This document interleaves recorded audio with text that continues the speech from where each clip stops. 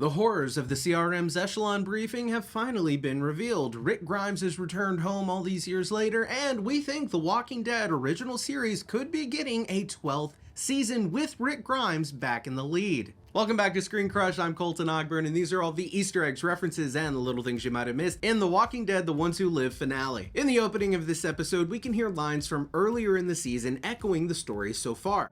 You tried to escape 4 times. Why are you here? Here we can see Rick raising his hand in surrender like we saw in the Walking Dead series finale, and like we saw Michonne do in episode 2 of The Ones Who Live. Right before the intro rolls, we hear Rick say, "He said I didn't need to be scared." Echoing the theme of this episode and Rick's father's lesson about burning something down to make it anew. The CRM seeks to burn down most of humanity in order for it to flourish, while Rick seeks to burn down the CRM in order for it to flourish. When Michonne arrives at Jadis's room to retrieve her left-behind dossier on Alexandria, we see a room filled with Jadis's art, mirroring all of her art we saw at the trash camp in the original series. And the first person I spotted amongst these portraits was Father Gabriel, who we saw in last week's episode. And speaking of art, I wanted to let you know that we've got this great new The Walking Doug shirt up on our merch store, ScreenCrushmerch.com, featuring Doug walking Ryan as a zombie, inspired of course by Michonne's iconic chained walker technique from the original series. Shopping our merch store is one of the best ways to support the channel, and we thank you very much for that support. Here, Beale says, "And we're the dead ones, Rick." This echoes Rick's speech from season 5 of the original series when he says the classic line from the comics, "We are the Walking Dead." That we are the Walking Dead. We've talked before in our breakdowns of this season about how the meaning behind Rick's speech was that they, as survivors of the end of the world, are supposed to be dead, and that their sole mission should be to do whatever they have to do to stay alive. But Michonne challenged this rhetoric by insisting that surviving wasn't enough. They were meant to live. They were meant to build a life for one another. Instead of just being out here. Instead of just making it. Michonne's sentiment about them not being the Walking Dead is what we feel inspired the title of this series, The Ones Who Live. In fact, in the finale of the original series, we hear Rick, Michonne, and all the other surviving characters say, "We are the ones who live." We're the ones who live. We're the ones who live. We're the ones who live. A direct contrast to Rick's "We are the Walking Dead." Here, Beale is showing to Rick that he still holds a mentality of being the Walking Dead and willing to do horrible things to assure his own survival, even if it means mass genocide. While Rick, on the other hand, has grown beyond the Walking Dead mentality. So having Beale use a line echoing Rick from like season 5 when he was at one of his lowest points, that was a way to draw a stark contrast between these two characters. Beale says, "The sword that kills is the sword that gives life." Earlier this season, we saw Beale give Rick a book called Martial Arts and the Book of Family Traditions by Yago Munenori. We mentioned at the time how in this book, Yago discusses the life-giving sword, a justification for killing people. Quote, "It may happen that a myriad of people suffer because of the evil one. In such a case, a myriad of people are saved by killing one man. Would this not be a true example of the sword that kills is the sword that gives life?" And now we hear Beale quoting this book directly and echoing its themes of killing for the greater good, which is the CRM's plan and justification for annihilating entire communities so that the civic republic, and I guess in his eyes, all of humanity, may prosper. Now, you guys may have noticed that we're releasing these breakdowns before the episode airs on AMC, and that's because episodes of The Ones Who Live drop early on AMC Plus. They're the sponsor of this video. AMC Plus is home to the Walking Dead library, so you can catch up with characters like Maggie, Negan, and Daryl Dixon. It's also home to one of my favorite shows, Mad Men, not to mention a huge selection of movies, BBC America, IFC Unlimited, and the horror platform Shudder, which is essential for horror fans. They even have exclusive extras like the Better Call Saul employee training series, so be sure to check out our link in the description below for a free trial of AMC Plus. Terms and conditions apply. Back in Jadis's room, we can see a painting of Beale and more paintings of Father Gabriel, including one where he's wearing his signature hat from the original series. And we can also see another painting of Beale. This shows us the conflict that was living inside of Jadis and how she was being torn between her Jadis persona and her Anne persona. She was being torn by her allegiance to the CRM as well as her love for those back home in Alexandria. Alexandria. When Michonne finds the briefing on Alexandria, we see the following. Jadis mentions in her letter her deal with Rick regarding keeping Alexandria a secret. We also see mention of her trading of the injured Rick Grimes, a reference back to Rick's injuries from his final episode when Jadis found him on the riverbed. This mention of a hostile community in the area is likely a reference to Negan and the Saviors. Jadis and her scavenger group played both sides of this war during season 8 of The Walking Dead. Here we see written, Rick led his own alliance of communities. This is in reference to the coalition between Alexandria, Hilltop, the Kingdom, and Oceanside. We also see in this letter Alexandria referred to as the Alexandria Safe Zone, just like in the comics and just like this sign in the original series. Back with Rick and Beale, we hear Beale ask, What's the worst thing you did to make sure someone else survived? We then get flashbacks from the original series showing key moments Rick had to kill people to protect his own. We see Rick killing Shane in season 2 episode 12, Better Angels. Shane of course was Rick's best friend, but proved himself to be a threat. He tried to kill Rick and take his wife and son as his own, putting Rick in a situation where he had no choice but to kill him. Rick killing Shane was a moment in the original series that finally pushed Rick over the line he didn't want to cross. All season, Shane had been pushing and pushing Rick, implying that Rick wasn't strong enough to make the hard decisions and be the bad guy. It was that night in season 2 episode 12 that Rick Grimes transformed into a survivor and a wartime Rick Grimes, a mindset that he wasn't brought out of until Michonne arrived and pulled him out of that darkness in the second half of season 3. Now, speaking of season 3, next we get a flashback of Rick killing Tomas. In season 3 episode 2, Sick, we see Rick and the others encounter prisoners who had been held up in the prison since the outbreak, and their leader Tomas, like Shane, put Rick in a position where he had no choice but to kill him in order to keep his people safe. Tomas had taunted Rick all episode and then pushed Rick into a group of walkers. Here we see Rick killing 2 of the cannibals at Terminus in the season 5 premiere. And finally, we see Rick's most brutal kill where he bit out the throat of the leader of a group called the Claimers in the season 4 finale. In season 4, we saw the group get separated following the attack on the prison by the governor. Rick, Carl, and Michonne are ambushed by the Claimers, a group that Daryl had fallen in with after losing Beth. The Claimers were going to kill Rick, Michonne, Daryl, and Carl, but only after taking advantage of Carl and Michonne and making Rick watch. Joe says, What the hell are you gonna do now, sport? And Rick responded by taking a big old bite of his throat, hands down one of the most badass Rick Grimes moments of the entire series. A moment that has stuck with Rick all of these years. Kill someone with my teeth, like they do. In the next round of flashbacks, we see Rick killing wife-beater Peter in the season 5 finale. And then the scene from the season 3 mid-season finale where Michonne blinds the governor with a piece of broken glass from the fish tanks of walker heads that he kept at Woodbury. Next, we see Rick in the season 7 premiere jumping from the top of this RV onto this hanging walker. This was during Rick's test with Negan to prove that he's a survivor and a worthy servant of Negan after having been defiant following Rick's killing of Abraham and Glenn. Not today, not tomorrow, but I'm gonna kill you.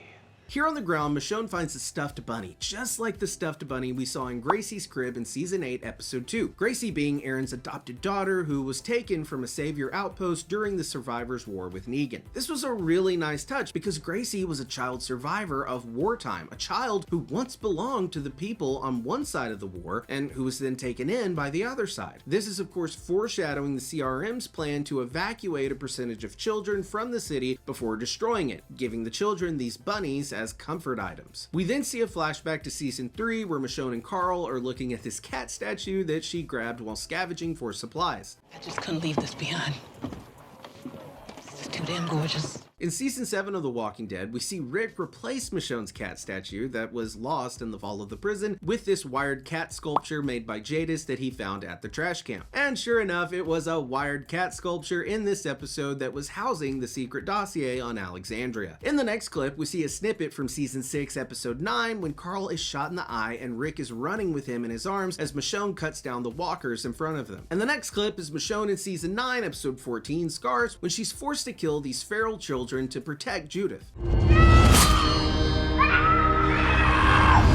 Earlier this season, we had a reference to that episode when Rick asked Michonne about the X scar on her back. We also see shots of Michonne with Judith and RJ, and we see a shot from season 8 episode 9 when she and Rick buried Carl. All of these shots are scenes with Michonne and her children. Back with Rick, we see flashbacks to more key scenes from the original series. Here we see Rick in season 6 episode 12 when he and the group preemptively attacked a Savior's outpost in exchange for trade with the Hilltop. We also see Rick killing the leader of Terminus with his red machete in Gabriel's church, that leader of course being Gareth. We then get Michonne versus Merle in the woods from season 3, and Rick fighting wife-beater Peter in season 5 episode 15. And here we see Rick shooting Carol's daughter Sophia after she was revealed to be one of the many walkers in the barn in the season 2 mid-season finale. Fun fact for you, this was a shot that was later reused in season 10 episode 13 when Michonne had a dream about if she had never met Rick and was found by the Saviors.